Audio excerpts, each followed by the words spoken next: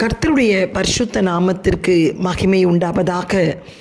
இந்த காலை வேளையிலே தேவனுடைய வார்த்தையை தியானிக்க கர்த்தர் நமக்கு கிருபை செய்வாராக. இந்த அக்டோபர் மாதம் 1ஆம் தேதி தேவன் நமக்கு கொடுக்கிற ஒரு வாக்குத்தத்தம் உபாகமம் 28:8.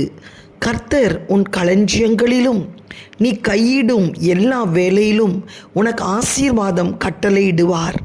உன் தேவனாகிய கர்த்தர் உனக்கு கொடுக்கும் தேசத்தில் உன்னை ஆசீர்வதிப்பார். ஆண்டவர் மிக முக்கியமாய் சொல்லுகிற ஒரு வார்த்தை, நீ கையிடும் எல்லா வேலையிலும் உனக்கு ஆசீர்வாதம் கட்டளிடுவார்.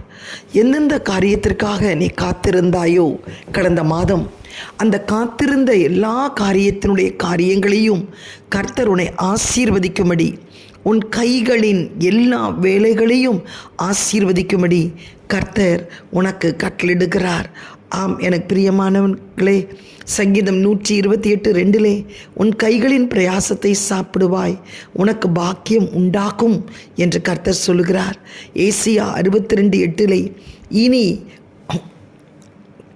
உன் தானியத்தை சத்துருக்களின் கையில் ஆகாரமாக கொண்டேன், உன் பிரயாசத்தின் திராட்சை ரசத்தை அந்நிய புத்திரர் குடிப்பதில்லை என்று கர்த்தர் தமது வலது கரத்தின் மேலும் தமது வல்லமையுள்ள புயத்தின் மேலும் ஆணையிட்டார்.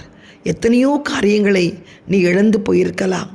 வேலை செய்யும் ஸ்தலத்திலே, குடும்பத்திலே கையிட்டு செய்கிற பிரயாசத்தை, ஆசீர்வாதத்தை சுதந்திரிக்க முடியாமல் காணப்படலாம். ஆனால் இந்த காலைவேளையிலே உன் சத்ருவின் கைக்கு உன் ஆகாரத்தை, உன் பிரயாசத்தை, உன் திராட்சரசத்தை அந்நிய புத்திரர் குடிப்பதில்லை என்று கர்த்தர் எப்படி உனக்கு ஆணையிடுகிறார்? தமது வலது கரத்தின் மேலும் தமது வல்லமையுள்ள புயத்தின் மேலும் அவர் ஆணையிடுகிறார்.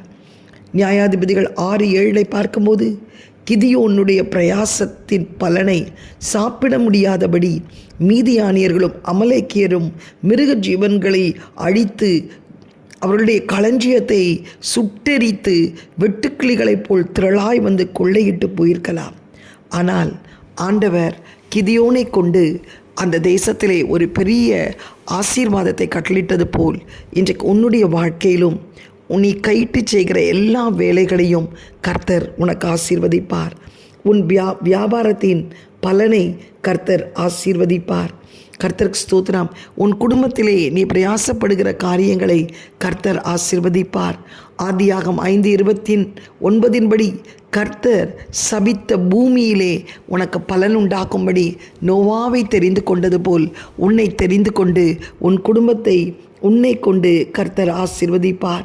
2 தீமோத்தேயு 2:6 பிரயாசப்படுகிற எல்லாவற்றின் பலனை நீ காண்பாய் என்று கர்த்தர் சொல்லுகிறார். இன்றைக்கு உன் கையின் வேலைகளையெல்லாம் அவர் ஆசீர்வதிப்பேன் என சொல்லும்போது அவர் எப்பொழுது ஆசீர்வதிப்பார்? நீ 3 காரியங்களை செய்யும்போது, அவருடைய வாக்குக்கு கட்டளைக்கு நீ கீழ்ப்படியும் போது கர்த்தர் நீ கையிட்டு செய்யும் எல்லா வேலையும் ஆசீர்வதிப்பார். அவருடைய வார்த்தைக்கு நீ கீழ்ப்படியும் போது நீ உன் கையிட்டு செய்யும் எல்லா வேலையும் ஆசீர்வதிப்பார். அவர் வல்லமையில் நீ விசுவாசிக்கும் போது அவர் உன் கையிட்டு செய்கிற எல்லா காரியங்களையும் கர்த்தர் உனக்கு ஆசீர்வதிப்பார். முதலிலே நாம் பார்க்கிறோம், கர்த்தருக்கு ஸ்தோத்திரம், அவருடைய வாக்குக்கு கட்டளைக்கு நீ கீழ்ப்படியும் போது நீ கையிட்டு செய்கிற எல்லா காரியங்களையும் ஆசீர்வதிப்பார். ஆதியாகமம் 26ஆம் அதிகாரம் 1ஆம் வசனத்திலே வாசிக்கும்போது, ஆபிரகாம் நாட்களில் உண்டான பஞ்சத்தை அல்லாமல் பின்னும் ஒரு பஞ்சம் தேசத்தில் உண்டாயிற்று. அப்பொழுது ஈசாக் பெலிஸ்தியருக்கு ராஜாவாகிய அபிமெலேக்கிடத்தில் கேராருக்கு போனான். கர்த்தர் அவனுக்கு தரிசனமாகி, நீ எகிப்துக்கு போகாமல் நான் உனக்கும் சொல்லும் தேசத்தில் குடியிரு என்றார். ஈசாக்கு அந்த வாக்குக்கு, அந்த கட்டளைக்கு கீழ்ப்படிந்து ஆண்டவர் சொன்ன தேசத்தில் குடியிருந்தான். அவன் குடியிருந்தது நிமித்தம் அவன் கையிட்டு செய்த வேலைகளை கர்த்தர் ஆசீர்வதித்தார். ஈசாக்கு அந்த தேசத்தில் விதை விதைத்தான். கர்த்தர் அவனை ஆசீர்வதித்ததினால் அந்த வருஷத்தில் 100 மடங்கு பலன் அடைந்தான். அவன் ஐஸ்வர்யனவாகி வரவர விருத்தி அடைந்து மகா பெரியவனானான். அவனுக்கு ஆட்டு மந்தையும் மாட்டு மந்தையும் அநேக பணிவிடைக்காரரும் இருந்தபடியினால் பெலிஸ்தியர் அவன் பேரில் பொறாமை கொண்டு அவன் தகப்பனாகிய ஆபிரகாமின் நாட்களில் அவனுடைய வேலைக்காரர் வெட்டின துறவையெல்லாம் தூர்த்து மண்ணினாலே நிரப்பி போட்டார்கள். அபிமெலேக் ஈசாக்கை நோக்கி, நீ எங்களை விட்டு போய்விடு, எங்களை பார்க்கிலும் மிகவும் பலத்தவனானாய் என்றார். அப்பொழுது ஈசாக்கு அவ்விடம் விட்டு புறப்பட்டு கேராரின் பள்ளத்தாக்கிலே கூடாரம் போட்டு அங்கு குடியிருந்தான். தன் தகப்பனாகிய ஆபிரகாமின் நாட்களில் வெட்டினவைகளையும் ஆபிரகாம் மரித்த பின் பெலிஸ்தியர் தூர்த்து போட்டவளுமான துறவுகளை மறுபடியும் தோன்றி தன் தகப்பன் அவைகளுக்கு இட்டிருந்த பெயர்களின்படியே அவளுக்கு பெயரிட்டான். ஈசாக்குடைய வேலைக்காரர் பள்ளத்தாக்கிலே வெட்டி அங்கே சுரக்கும் நீரூற்றை கண்டார்கள். கேரார் மேய்ப்பர் இந்த தண்ணீர் தங்களுடையது என்று சொல்லி ஈசாக்குடைய மேய்ப்பருடன் வாக்குவாதம் பண்ணினார்கள். அவர்கள் தன்னுடனே வாக்குவாதம் பண்ணினபடினால் அந்த துறவுக்கு ஏசேக்கு என்று பெயரிட்டான். ஏசேக்கு என்றால் பிரச்சனை என்ற அர்த்தம். வேறொரு துறவை வெட்டினார்கள், அதை குறித்தும் வாக்குவாதம் பண்ணினார்கள். ஆகையால் அதற்கு சித்னா என்று பெயரிட்டான். சித்னா என்றால் பிரச்சனைக்கு மேலே பிரச்சனை. பின்பு அவ்விடம் விட்டு பெயர்ந்து போய் வேறொரு துறவை வெட்டினான், அதை குறித்தும் அவர்கள் வாக்குவாதம் பண்ணவில்லை. அப்பொழுது அவன், நாம் தேசத்தில் பலுகும்படிக்கு இப்பொழுது கர்த்தர் நமக்கு இடமுண்டாக்கினார் என்று சொல்லி அதற்கு ரெக்கபோத் என்று பெயரிட்டான். ரெக்கபோத் என்றால் திறந்த வாசல். அங்கே இருந்து பேசவாவுக்கு போனான்.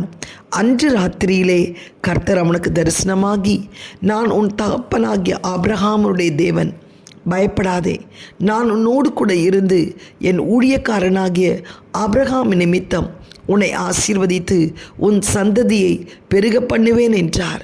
அங்கே அவன் ஒரு பலிப்பீடத்தை கட்டி கர்த்தருடைய நாமத்தை தொழுது கொண்டு அங்கே தன் கூடாரத்தை போட்டான். அவ்விடத்தில் ஈசாக்கின் வேலைக்காரர் ஒரு துறவி வெட்டினார்கள்.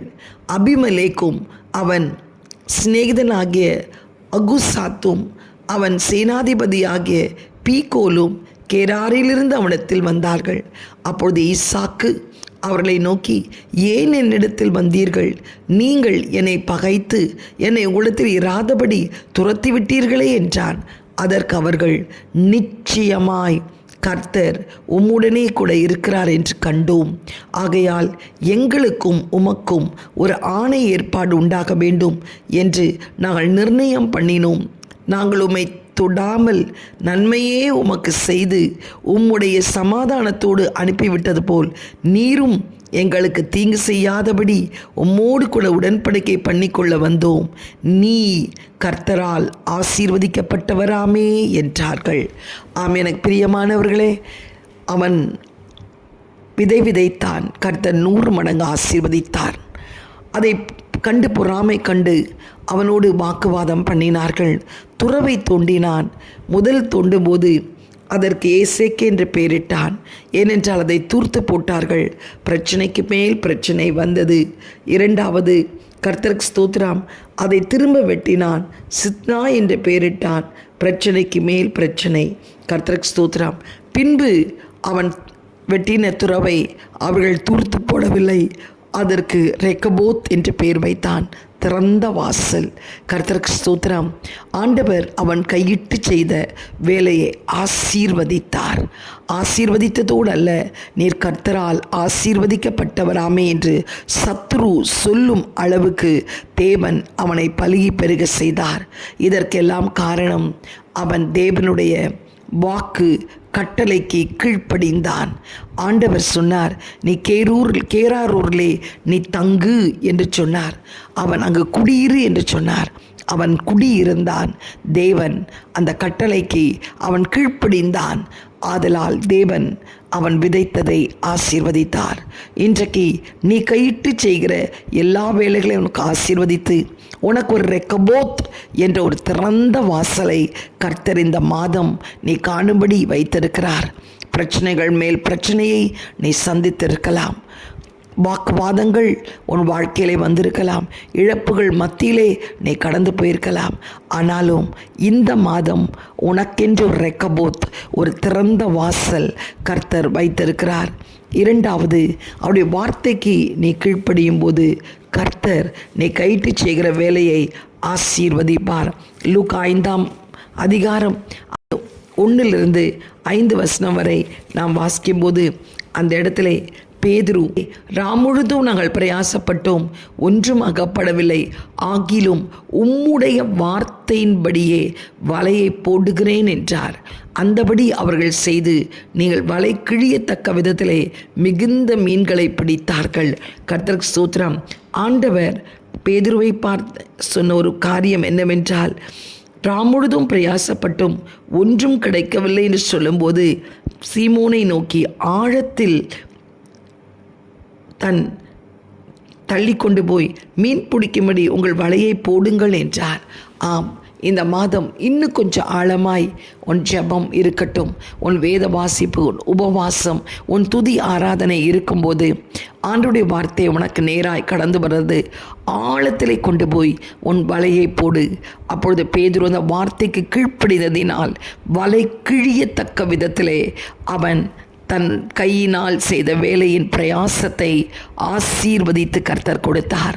இன்றைக்கு உன்னுடைய வாழ்க்கையிலே கூட இத்தனை மாதங்கள் பிரயாசப்பட்டும் ஒன்றும் கிடைக்காமல் சோர்ந்து போயிருக்கிறாயா? கர்த்தருக்கு ஸ்தோத்திரம்.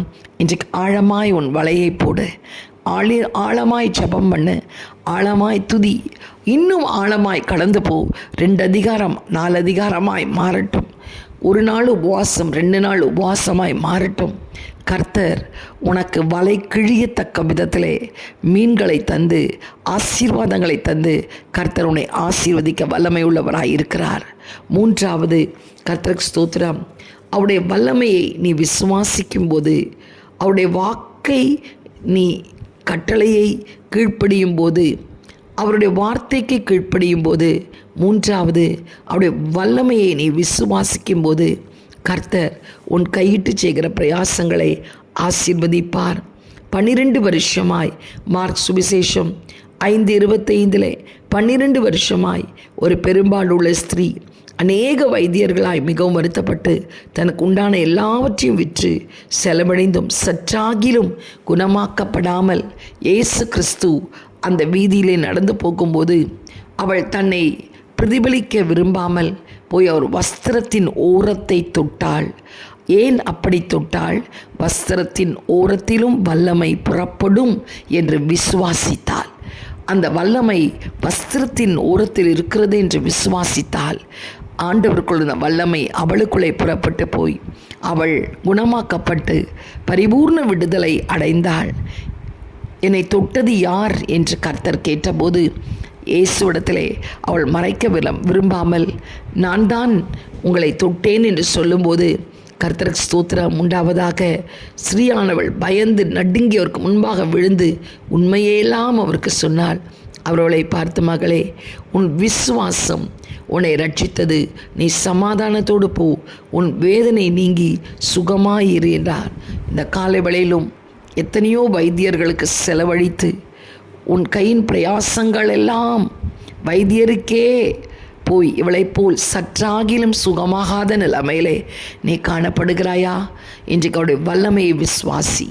ஆண்டவர் உனக்கு பரிபூர்ண விடுதலை உன் வியாதியிலிருந்து கர்த்தர் கொடுத்து உன்னுடைய எல்லா ரிப்போர்ட்ஸ் நார்மலாக இருக்கும்படி கர்த்தர் கிருபை பாராட்டுவார். இந்த காலை வேளையிலே ஆண்டவர் திரும்ப சொல்கிறார், கையிட்டு செய்கிற வேலைகளை நான் ஆசீர்வதிப்பேன். எப்பொழுது அவருடைய வாக்கு கட்டளைக்கு கீழ்ப்படியும் போது ஈசாக்கு கீழ்ப்படிந்தான் 100 மடங்கு ஆசீர்வாதம். அவருடைய வார்த்தைக்கு கீழ்ப்படியும் போது பேதுரு வார்த்தையின்படி செய்கிறேன் என்று படகை ஆழத்திலே கொண்டு போய் வலையை வீசினான். ஆண்டவர் ஆசீர்வதித்தார். வல்லமையில் விசுவாசித்தாள் பெரும்பாடுள்ள ஸ்திரீ. கர்த்தர் அவளுக்கு பரிபூர்ண விடுதலை தந்தார். இன்றைக்கு உன்னுடைய வாழ்க்கையிலும் பல இழப்புகள், பல தோல்விகள், பல சஞ்சலங்கள், வேதனைகள், கைட்டு சீக்கிர பிரயாசங்களை அனுபவிக்க முடியாத ஒரு சூழ்நிலையிலே நீ காணப்படலாம். இன்றைக்கு கர்த்தர் சொல்லுகிறார், நீ கையிட்டு செய்கிற வேலைகளை எல்லாம் இந்த மாதம் நான் ஆசீர்வதிப்பேன். எதையெல்லாம் கையில் சரியோ, எதையெல்லாம் நீ கர்த்தருக்கு ஸ்தோத்திரம் உன் கையினாலே நீ காரியங்களை செய்கிறாயோ அந்த காரியங்களை எல்லாம் கைகூடி வர செய்வேன் என்று கர்த்தர் சொல்கிறார். கண்களை மூடி ஜெபிக்கலாமா? எங்களை அதிகமாய் நேசிக்கிற நல்ல தகப்பனே, இந்த காலை வேளைக்காய் உம்மை நன்றியோடு ஸ்தோத்திரிக்கிறோம். கையிட்டு செய்கிற எல்லா பிரயாசங்களையும் ஆசீர்வதிப்பேன் என்று சொன்ன தேவன், அப்பா, உம்முடைய வாக்குக்கு கட்டளைக்கு நாங்கள் கீழ்ப்படியும் போது ஈசாக்கை போல் ஆண்டவரே 100 மடங்கு ஆண்டவரே ஆசீர்வாதத்தை தர நீர் வல்லமை உள்ளவராக இருக்கிறீர். உம்முடைய வார்த்தைக்கு நாங்கள் கீழ்ப்படியும் போது பேதுருவுக்கு வலை கிழியத்தக்க விதத்திலே ஆசீர்வாதங்களை தந்தது போல் எங்களுக்கு தர இருக்கிறீர். உம்முடைய வல்லமையில் விசுவாசம் உண்டு என்று நாங்கள் ஆண்டவரே உம்முடைய வல்லமையை விசுவாசிக்கும் போது கர்த்தாவே, எங்கள் வியாதியிலிருந்து பரிபூர்ண விடுதலை கர்த்தர் தர வல்லமை உள்ளவராக இருக்கிறீர். இந்த மாதம் முழுவதும் அப்பா, நாங்கள் கையிட்டு செய்கிற எல்லா பிரயாசங்களின் பலனை எங்கள் கண்கள் காணப்போவதற்காய் உமக்கு ஸ்தோத்திரம். எங்களை தாழ்த்தி உம்முடைய கரத்திலே ஒப்புக் கொடுக்கிறோம். இந்த நவம்பர் மாதத்துக்கு, இந்த அக்டோபர் மாதத்துக்குள்ளே பிரவேசிக்கிற ஒவ்வொரு பிள்ளைகளையும் பிதா, குமாரன், பரிசுத்தாவின் திரியேக நாமத்தினாலே ஆசீர்வதியும்.